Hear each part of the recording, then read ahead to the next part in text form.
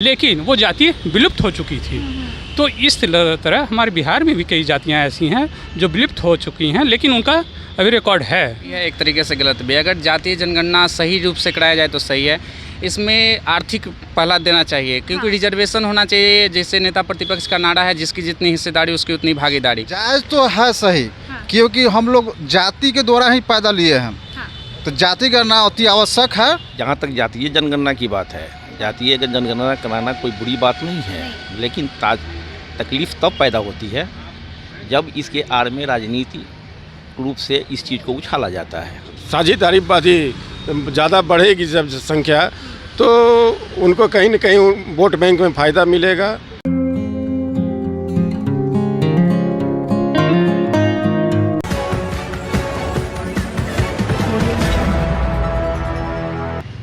नमस्कार दोस्तों, मैं शिवानी और आप देख रहे हैं हमारे साथ हिंद आवाज़। देखिए, आपको मैं बता दूं कि जातिगत जनगणना का हरी झंडी जो है वो अब लहरा दिया गया है, क्योंकि अब जातिगत जनगणना होने को है और कैबिनेट की ओर से इसकी सहमति दे दी चुकी है।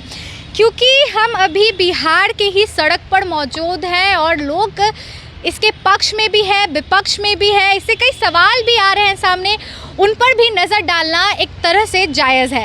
तो देखिए, हम भी यहाँ के मेरे सामने जैसे कि आप देख सकते हैं कि इर्द गिर्द काफ़ी लोग हैं, उनसे भी हम जानने की कोशिश करेंगे इस ओपिनियन को लेकर कि क्या जातिगत जनगणना जो है वो जायज़ है, अगर जायज़ है तो क्यों है, और क्यों है तो कई और सेक्टर पर इसकी ध्यान सरकार क्यों नहीं दे रही है। तो सर, आपका नाम क्या हुआ? रामेश्वर साहब। सर देखिए, जातीय जनगणना जो होने जा रहा है, आपके हिसाब से जायज़ है या नहीं है, पहले बताइए। देखिए, जायज़ तो है सही, क्योंकि हम लोग जाति के द्वारा ही पैदा लिए हैं, तो जाति गणना अति आवश्यक है। लेकिन आवश्यक है तो जाति गणना हो, कोई बुराई नहीं है, किसी को बुरा भी नहीं मानना चाहिए। जाति गणना हो और उसके बाद उसमें आर्थिक देखकर उसको जो आरक्षण दिया जाता है उसको आरक्षण दिया जाए, तो जाति गणना का भलाई होगा। समझ, जाति गणना कोई ख़राब नहीं है। लोग कहता है खराब नहीं, बहुत अच्छी बात है, होना भी चाहिए। मान लीजिए कि कोई कहता है हम पंडित जी हैं, कोई कहता है तेलिया है, कोई कहता है कलवार है, कोई सोनार है, तो जातीय में ना आप लोग पैदा लिए हैं, तो किसका कितना जाति आ गया, कितना भलाई मिल रहा है सरकार के द्वारा, उस चीज़ को तो पता चलेगा। तो जाति गणना आवश्यक है कि नहीं? लोग बुरा मान रहा है तो उसको बुरा मानने दीजिए। जब आता है कहीं काम होता है तब पता चलता है कि ये सही काम है या गलत काम। बिना सड़क पर आए हुए पता नहीं चलता है कि एक्सीडेंट होगा, कि गाड़ी सही चलेगा कि नहीं चलेगा। तो जाति गणना तो बहुत अच्छी बात है। सर, आपका नाम क्या हुआ? शिशिर कुमार। देखिए, एक सवाल बहुत ही जायज़ है, मेरे मन में भी आ रहा है और कई तमाम हमारे पब्लिक के मन में भी आएगा कि अगर जातीय जो जनगणना हो रही है, क्या इस पर कोई पॉलिटिक्स है या इसके पीछे सरकार इस नीति को लाकर वोट बैंक हासिल करने के सोचेगी? राजनीति भी है, इससे इनकार नहीं किया जा सकता है कि राजनीति नहीं है, क्योंकि सभी अपने अपने हिसाब से देखते हैं कि हमारे जाति, जो जिस जाति पर जिनकी पकड़ ज़्यादा है, तो वो सोचते हैं कि अगर उनका जाति जनगणना में अगर साझेदारीवादी ज़्यादा बढ़ेगी जब संख्या, तो उनको कहीं न कहीं वोट बैंक में फ़ायदा मिलेगा और इसको अपने फ़ायदे के लिए वो लोग भी चाह रहे हैं। तो राजनीतिक तो है ही। आपके हिसाब से क्या जातीय जनगणना जो है वो जायज़ है या नहीं है? लेकिन इन्होंने जो बताया उसके वो भी एक उसमें ये होना चाहिए कि उसमें एक आर्थिक आधार जोड़ा जाना चाहिए। क्योंकि सभी वर्गों में नीचे तबके के, मतलब नीचे तबके कहने का मतलब ये है कि आर्थिक रूप से पिछड़े हुए लोग हैं, जिनको कि ऊपर बढ़ने का मौका मिलना चाहिए। जी, आपका नाम क्या हुआ? संजय कुमार। देखिए, बिहार में कई और भी परेशानियां हैं जातीय जनगणना को अगर हम साइड कर देते हैं तो, जैसे कि शिक्षा हो गया, स्वास्थ्य विभाग हो गया, और हमारे देखिए पहले इन दोनों चीज़ों पे अगर हम सामने लाते हैं तो कहीं ना कहीं पिछड़ाव नज़र आता है। ठीक है, तो सरकार इस पे कब ध्यान देगी, कब उनको भी इससे जागरूक होना चाहिए, कैबिनेट मीटिंग करवाना चाहिए इन सारी चीज़ों को भी लेकर? देखिए, कैबिनेट द्वारा या सरकार द्वारा जो भी कार्य किया जाता है उसका प्रत्यक्ष या परोक्ष रूप से तो समाज पर उसका असर पड़ता ही पड़ता है।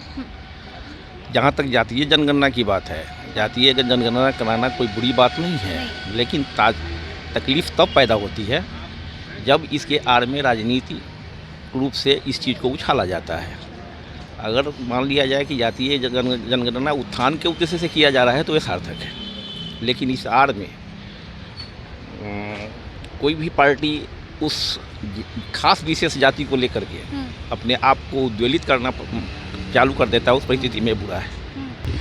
देखिए हमारे साथ एक यूथ भी मौजूद है, इनको भी जानेंगे क्योंकि ये हमारे देश का भविष्य है, तो भविष्य से भी कुछ जानकारी लेना बनता है। क्या नाम हुआ आपका? शांतनु कुमार। क्या लगता है जातीय जनगणना जो है वो जायज़ है या नहीं है? देखिए, इसके तरीके से जायज़ भी है, एक तरीके से गलत भी है। अगर जातीय जनगणना सही रूप से कराया जाए तो सही है। इसमें आर्थिक पहला देना चाहिए, क्योंकि रिजर्वेशन होना चाहिए। जैसे नेता प्रतिपक्ष का नारा है, जिसकी जितनी हिस्सेदारी उसकी उतनी भागीदारी। बिल्कुल सही बात है। मान लीजिए ओबीसी है, SC ST है, उसमें बड़े बड़े नेता है, क्या उनके बेटे को रिजर्वेशन मिलना चाहिए? वो अमीर व्यक्ति हैं, वो सक्षम है पढ़ाने में, रिजर्वेशन मिलना चाहिए आर्थिक रूप से, क्योंकि हर वर्ग में ऊंचे वर्ग के लोग हैं जो अमीर वर्ग हैं, कुछ निम्न वर्ग के लोग हैं, तो उसको रिजर्वेशन का कैटेगरी आर्थिक रूप से होना चाहिए। क्योंकि कोई भी माँ के पेट से सीख के नहीं आता है। अगर हम जनरल में हैं तो हमारी क्या बुराई है, सो जनरल में हम पैदा ले लिए। और कोई अगर SC ST में पैदा लेता है, उसकी क्या बुराई है, SC ST में हम लोग एक ही स्कूल में एक ही बेंच पर जाके पढ़ते हैं और कट ऑफ डिफरेंस रहता है, तकलीफ उस समय होती है। जातिगत जनगणना होनी चाहिए। जिसको भी डाउट लगता है हमारी जाति कम है या ज़्यादा है, उसको आ जाने दीजिए, कोई डाटा की ज़रूरत नहीं है। हाँ, उसकी भागीदारी होनी चाहिए, नो डाउट उसकी भागीदारी होनी चाहिए। सबकी भागीदारी होगी तभी हमें जाके एक देश को सफल बना सकते हैं, आगे ले जा सकते हैं, डेवलपमेंट होगा। मगर जितनी हमारी नेता प्रतिपक्ष और या पक्ष जो जातिगत जनगणना के लेकर जितने मुद्दे में है, वो बेरोजगारी की तरफ भी एक बार ध्यान दें। देखिए आप तो एक युवा है, पहली सवाल ये है, तो आपका भी मन होता होगा कि सरकार कभी ना कभी शिक्षा की ओर अपना कदम बढ़ाए, क्योंकि बिहार बहुत पिछड़ा है शिक्षा के मामले में।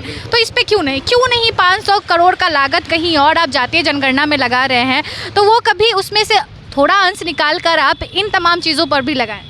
बिल्कुल वही तो बात हम बता रहे थे। सबसे पहली बात है यहाँ रोज़गार। हमारे पास सबसे ज़्यादा वर्ल्ड में सबसे ज़्यादा हमारे पास यूथ है। अगर यूथ को हम आज रोज़गार की तरफ नहीं मूव करेंगे तो हमारा देश कभी भी सक्सेस नहीं कर पाएगा। क्योंकि हम एक तरफ देख रहे हैं अमेरिका को पार कर जाएं, तो ये जब तक यूथ हमारा आगे बढ़ेगा तब तक हम अमेरिका को टक्कर नहीं दे सकते हैं, चाइना को टक्कर नहीं दे सकते हैं।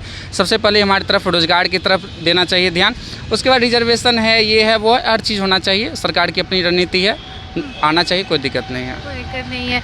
क्या लगता है कि स्वास्थ्य व्यवस्था पर भी ध्यान देना चाहिए? बिहार की आप देखिएगा तो मैक्सिमम इंडेक्स में सबसे नीचे ग्रोथ पे ही हैं। नीचे से टॉप करते हैं, कोई राज्य ऊपर से टॉप करते हैं हमारे। और दोनों मिलके, कभी लालू जी थे, कभी नीतीश जी हैं, दोनों मिलके बिहार को गर्त में ले जाने का काम किए हैं। कुछ डेवलपमेंट नहीं है, खासकर शिक्षा को तो बर्बाद कर दिए हैं। हम लोग जो देख रहे हैं, सरकारी स्कूल हो तो सरकारी स्कूल का तो आप नाम ही नहीं लीजिए, वहाँ पर कोई पढ़ाई लिखाई की कोई चर्चा नहीं है। आप जब तक मान लीजिए सरकारी स्कूल में वही बच्चे जा पाते हैं जो गरीब वर्ग के हों, जो मिडिल क्लास के फैमिली हों। अच्छे फैमिली वाले अच्छे स्कूल में पढ़ा लेते हैं। तो इसलिए सरकारी स्कूल को सरकारी स्तर पर ज़मीन पे आपको आके काम करना पड़ेगा। हवाई से कुछ नहीं होता है। मेरा नाम सचिन कुमार है और मैं छोटे से शब्दों में यही कहना चाहूँगा कि सरकार से हमारी ये गुजारिश है कि सरकार जातिगत जनगणना कराते हुए शैक्षणिक और रोजगार ये सब जनगणना भी बहुत ज़रूरी है। ये सब जनगणना होती है अगर, तो हम लोग को थोड़ा सा लगता है कि हाँ कुछ आगे सरकार करने की इच्छुक है। सुरेंद्र कुमार चौहान। देखिए पक्ष हो या विपक्ष हो, कभी पक्ष आगे आता है तो कभी विपक्ष आगे आता है, तो कभी विपक्ष ये नारा लगाता है कि शिक्षा शिक्षा, रोजगार रोजगार, स्वास्थ्य स्वास्थ्य, पर जब टाइम आता है तो कहीं ना कहीं ये पक्ष विपक्ष दोनों पीछे हट जाते हैं और एक हो जाते हैं। तो क्या आप कहेंगे इस पर? देखिए, इसमें सबसे बड़ी बात है जो आप जिस मुद्दे पे आज बात कर रहे हैं कि आर्थिक जातीय जनगणना, ये जातीय जनगणना में बहुत सारी बात हैं। आप पहले इसका कर्नाटक का एक उदाहरण ले लीजिए। वहाँ 104 जातियाँ ऐसी थी जो सरकार में रिकॉर्डेड थी कि वो उनको रिजर्वेशन सीट, जी हाँ, लेकिन वो जाति विलुप्त हो चुकी थी। तो इस तरह हमारे बिहार में भी कई जातियाँ ऐसी हैं जो विलुप्त हो चुकी हैं, लेकिन उनका अभी रिकॉर्ड है। तो ऐसे जाति जनगणना होने से क्या होगा कि बहुत सारी जातियाँ हमारी ऊपर आएंगी, नीचे वाली जातियाँ ऊपर आएंगी। देखिए एक न्यूज़ में हमने एक आर्टिकल में पढ़ा था, हालांकि हमको वो आर्टिकल का नाम नहीं पता है, मुद्दा क्या नहीं पता, पर एक छोटा सा समरी है जो हम बताना चाहेंगे कि जातीय जनगणना में 500 करोड़ सरकार लगाई, ठीक है, पर जब उसको आप ज़मीनी स्तर पर देखने जाते हैं तो गरीब तबके के जो लोग हैं वो आपको या तो ना उनके पास व्यवस्था है रहने का, खाने का तो दूर ही कर दीजिए आप, तो उस चीज़ों पे अगर सरकार जातीय जनगणना करती है तो क्या उस सब मुद्दों को भी सामने लाएगी? सबसे बड़ी देखिए ये बात है, आप सबसे पहले बात ये है कि लोग कह रहे हैं बीपीएल का कोई कैटेगरी आप सरकार मापदंड ने की है कि वो क्या कौन से लोग जो बीपीएल में की सूची में आते हैं, उनके पास मोटरसाइकिल है, उनके पास ट्रैक्टर है, उनके पास घर है, उनके पास सारी व्यवस्था है, लेकिन वो क्या है बीपीएल में है। क्यों है? क्योंकि उनके जो सर्वे करने जा रहे हैं उनको वो बोला भाई मेरा नाम बीपीएल में कर दो, वो बीपीएल में कर दिए, लेकिन सरकार की तरफ से इसमें कोई रोकथाम नहीं है। इसीलिए ये ऐसा मुद्दा हमेशा चलता ही रहेगा, कोई गरीब आदमी को कुछ होने जाने को ज़मीन हकीकत पे नहीं मिलेगा। तो आपने देखा कि हर एक लोग का अपना अपना राय है और अपने अपने मुद्दे सामने रखे हैं और अपने अपने विचार को हमारे और आपके सामने प्रकट किए हैं। फिलहाल के लिए तो बस इतना ही। बने रहे हमारे चैनल हिंद आवाज़ के साथ। इस वीडियो को ज़्यादा से ज़्यादा शेयर करें, लाइक करें और अपना कमेंट ज़रूर दें। अभी तक हमारे चैनल को सब्सक्राइब नहीं किया है तो जल्द से जल्द हमारे चैनल को सब्सक्राइब ज़रूर करें। तब तक के लिए धन्यवाद।